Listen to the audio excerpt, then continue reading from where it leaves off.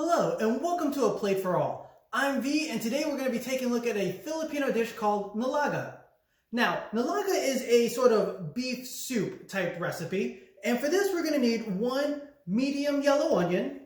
We're going to need 3 or 4 pieces of beef shank. These are usually about little more than 1 pound a piece. We're going to need a head of bok choy, a pound of okra, and 2 to 3 medium red potatoes. Starting with the onion, I'm going to start by cutting off the ends.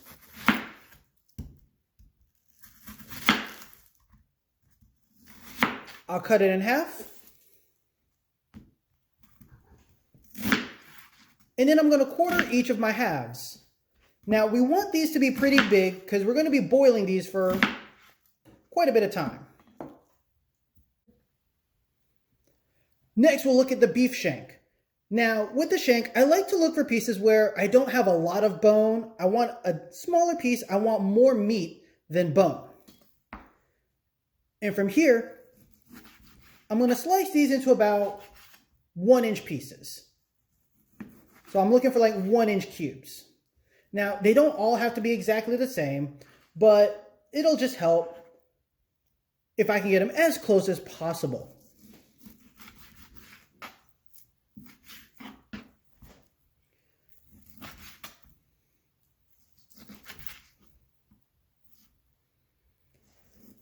So I'm cutting all the meat off of the bone.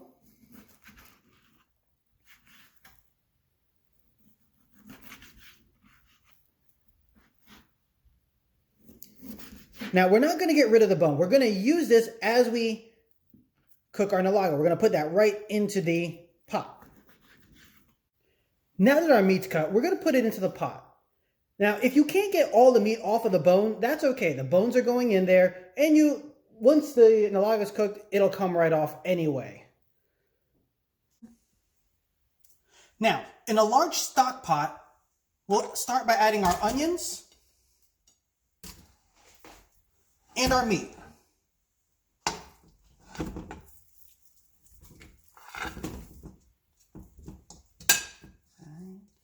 Spread out. Next, we're going to add enough water to cover all the meat. Now that we have enough water to cover all the meat, we're going to put this on high until it comes to a boil. Once it starts boiling, we're going to drop the temperature. We'll put in several shakes of whole black peppercorn.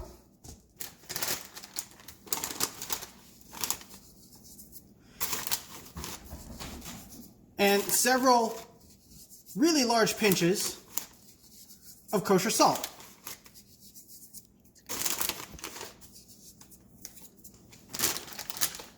Now we'll cover this up and wait for it to come to a boil.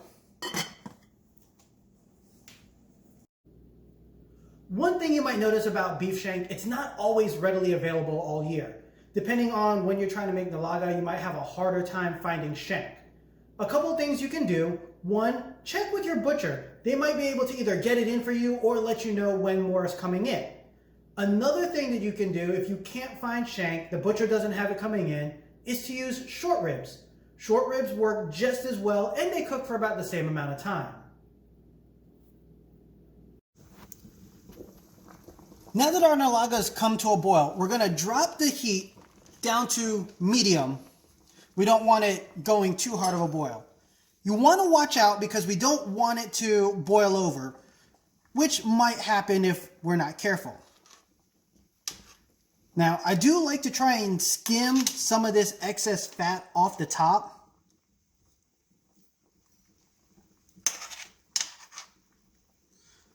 And I'm going to check on it every few minutes just to see if there's any more of it, because it'll help kind of keep the flavor clear. Otherwise, if we leave it in, it gets a little oily, kind of muddies up the flavor a little bit. So again, once it starts boiling, bring it down to medium. And now we'll cover it back up. We're going to check on it every few minutes. A, to stir it, make sure that the meat doesn't stick to the bottom. B, to make sure it doesn't boil over. And C, just to skim the fat every now and then. While the beef is boiling, or coming to a boil, I'm going to start on the potatoes.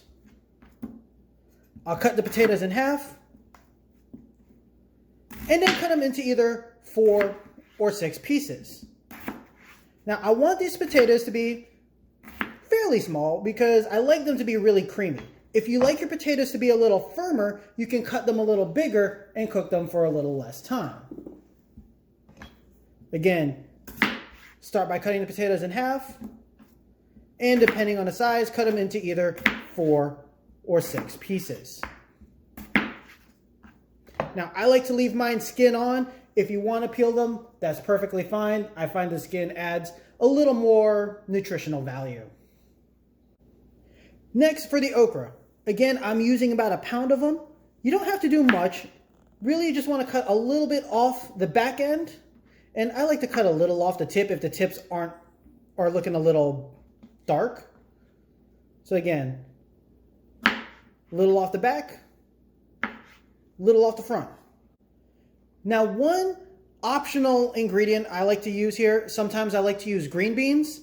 If you do green beans, I would say knock the okra down to about a ½ pound or 3/4 of a pound, and then make up the difference in green beans. You don't want to do equal amounts, a pound of green beans, a pound of okra, because that's just going to be a lot of vegetable in there, and it's going to kind of take away from some of the other flavors that you have going on.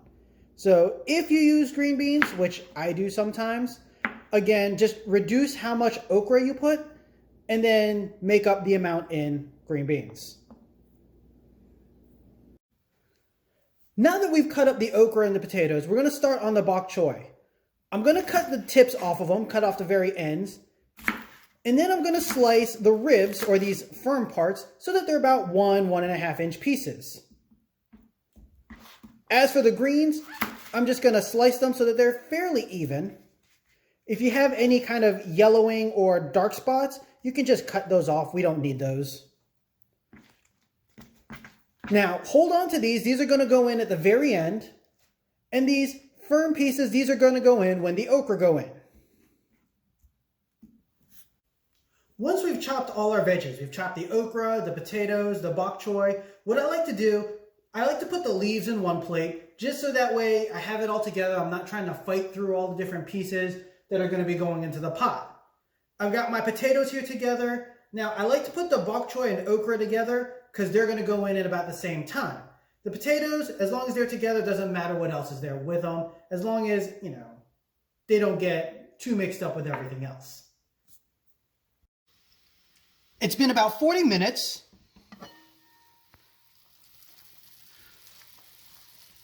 I've been stirring it occasionally, skimming the fat. Now what we're looking for is the meat to be tender. It's still kind of tough at this point. Still needs some more time, and that's fine. But what we're going to do now is we're going to add a 1/3 cup of fish sauce and cover it back up.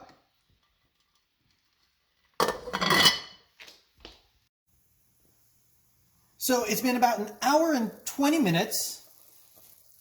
Once you hit the hour mark, you really should be checking to see how tender your meat is. I like to take a piece out. So as you can see from here, it's going through quite easily, really tender. Oops. Now, we do have a couple other pieces in here that are a little firm, but that's okay. So now that we've reached this point with the meat, I'm going to add in the potatoes.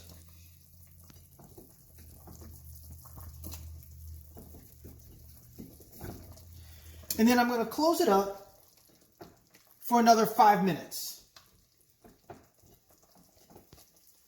So potatoes are in.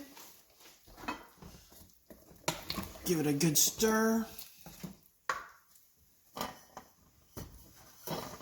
And now we'll cover it back up. Whoops. And we'll set a timer for 5 minutes. Our 5-minute timer has just gone off.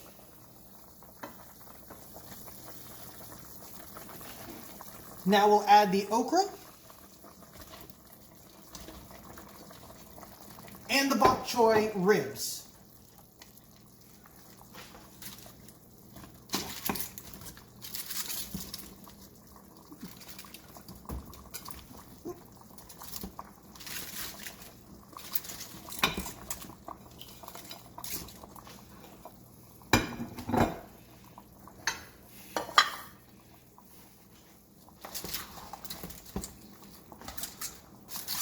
Our pot's nice and full. That's okay. Kind of stir it around a little.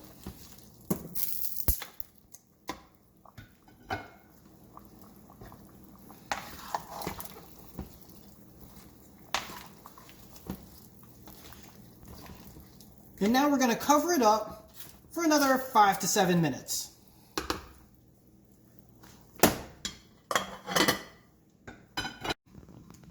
It's been 7 minutes.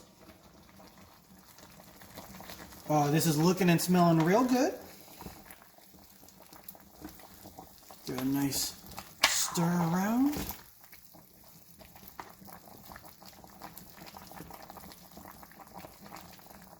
The potatoes, ooh, the potatoes are nice and creamy.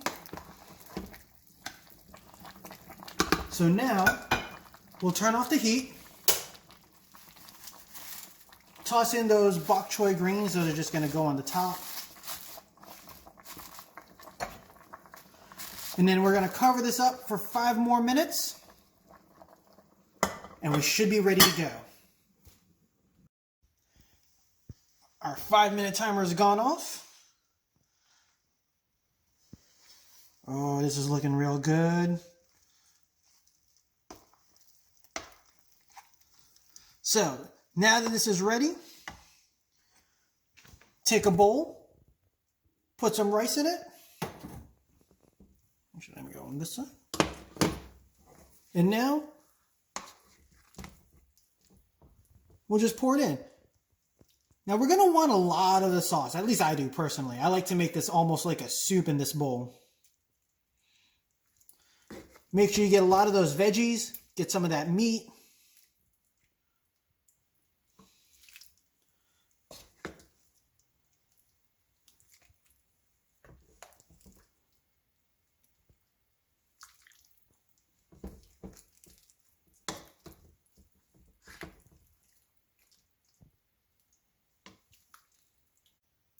And here we go, a nice fresh bowl of Nilaga. This has been cooking for about an hour and 40 minutes, hour and 50 almost. It's been slow cooked. The meat is nice and tender. The veggies the potatoes are nice and creamy. The okra still got a little bit of bite to it, which is really good. Now, I hope you enjoy, and please remember, the kitchen's always open, and there's a plate for all.